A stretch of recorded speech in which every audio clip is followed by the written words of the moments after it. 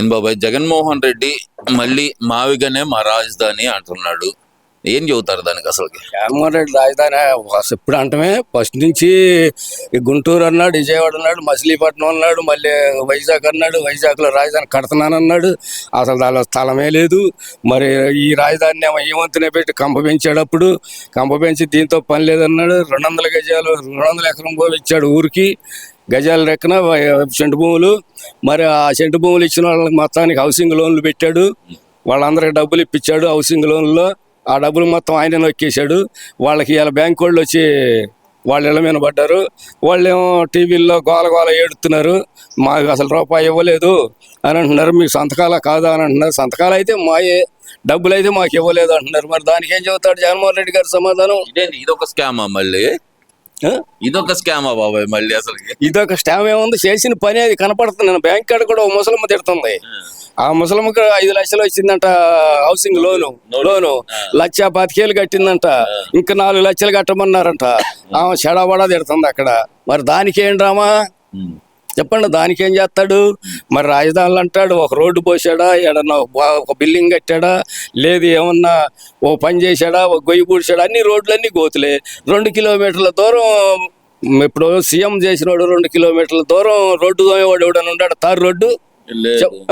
మరి 2 కిలోమీటర్ల దూరం తారు రోడ్డు దోముతుంటే రైతులు అడ్డుపడితే ఆగిపోయారు.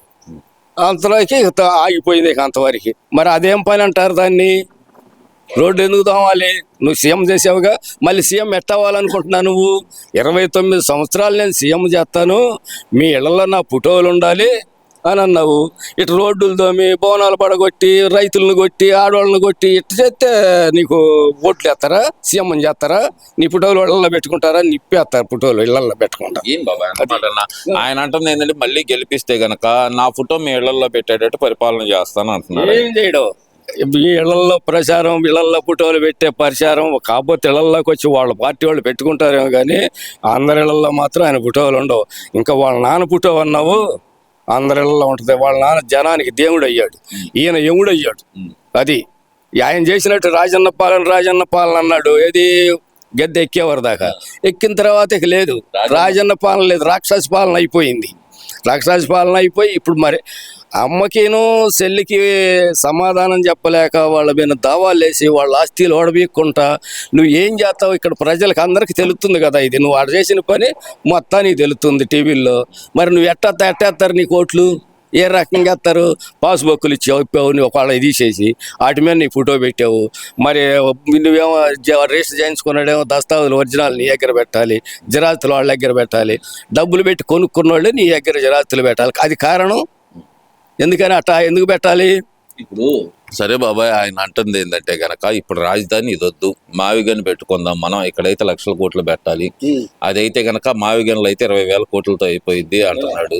నేను అధికారంలోకి వస్తే గనక మావిగనే మా రాజధాని, మేనిఫెస్టోలో అదే పెడుతున్నా అన్నాడు. ఏం చెబుతారు మరి దీనికి? ఆయన అధికారంలో వచ్చేది లేదు, రాజధాని ఇంకోసారి పెట్టేది లేదు. ఆయన ఈ జన్మలో అధికారానికి రాడు. ఇక 30 సంవత్సరాల దాకా లేదు ఆయనకి సినిమా.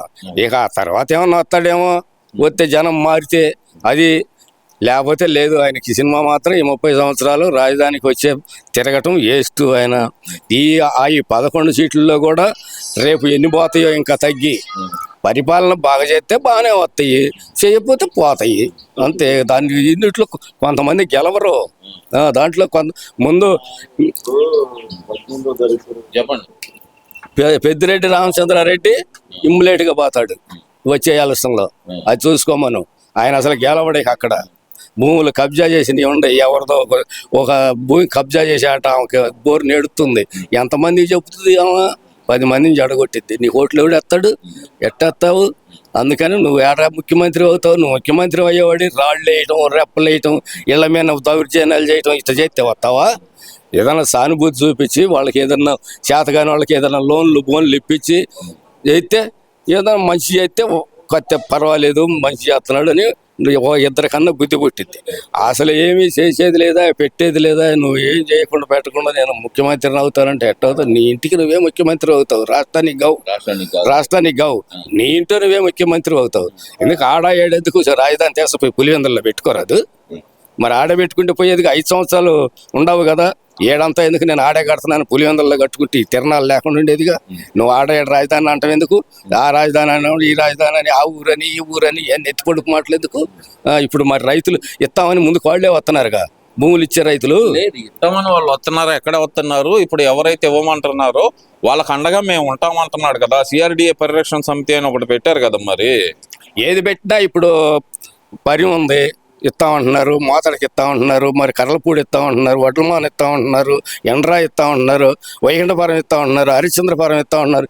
ఏ ఊరు పలానూరు అడ్డం తిరిగిందని చెప్పమను. ఒక ఉండవిల్లిను పెనమాక అందులో కూడా కొంతమంది ఇచ్చేశారు. మరి అందరూ ఇచ్చేశారు, కొంతమంది అడ్డం తిరిగారు. వాళ్ళు కూడా ఓసీపీ వాళ్ళ వరకే అడ్డం తిరిగారు, అందరూ అడ్డం తిరగల. మరి ఒక రైతు 30 ఎకరం ఉందంట, వాడు ఈ జగన్మోహన్ రెడ్డినే కలిశాడు. మరి జగన్మోహన్ రెడ్డి ఏం చెప్పాడు? రాగానే నారాయణ పిలిచి భూములు ఇచ్చేసాడు. భూములు ఇచ్చేసి మరి కౌలు కలవటం వల్ల భూములు ఇచ్చేసాడు, మంచి జరిగినట్టు కదా. జగన్మోహన్ రెడ్డి కలిశాడు, భూమి ఇచ్చాడు. నువ్వు ఆపింది ఏది మరి? నీకు ఆపలేదే. మరి రోడ్లు ఎవరైనా రోడ్డు ఆపుతారా? ఇప్పుడు నీ చేను ఉంది, నా చేలో కొంటే రోడ్డు పోతుంది, గవర్నమెంట్ రోడ్డు ఆపదుగా. నీకు అనుమాల పాస్బుక్ మీద రాసే ఉంటుందిగా, గవర్నమెంట్కి ఏదైనా అవసరమైతే తీసుకుంటారు అని. మరి నువ్వు అడ్డుపడితే ఏముంది? నువ్వు భూములు ఇస్తున్నాను, మీ భూములు మీకు రిటర్న్ ఇస్తాను అన్నావు. అప్పుడు ఎవరు భూమి ఇచ్చావు రిటర్న్? ఏదైనా గ్రామ కంటకాల భూములు ఎవరికైనా రాపిచ్చావా? లేదే, ఏమీ రాపిలేదే. ఇప్పుడు ఆ ఎవరియో ఎక్కడ భూమిలో తీసుకొచ్చి ఇక్కడ గ్రామ కంటకంలో పెట్టావు, రాపిచ్చావు 2 3 అవి డబ్బులు ఇచ్చి రాపించుకున్నారు వాళ్ళు. అవి అలా లాగేసుకుంటున్నారు గవర్నమెంట్. ఏం చేస్తావు? గవర్నమెంట్ రూల్ ప్రకారం ఇక్కడ నీ అద్దు లోపల ఉంటే గ్రామ కంటకం భూమి ఖాయమైంది.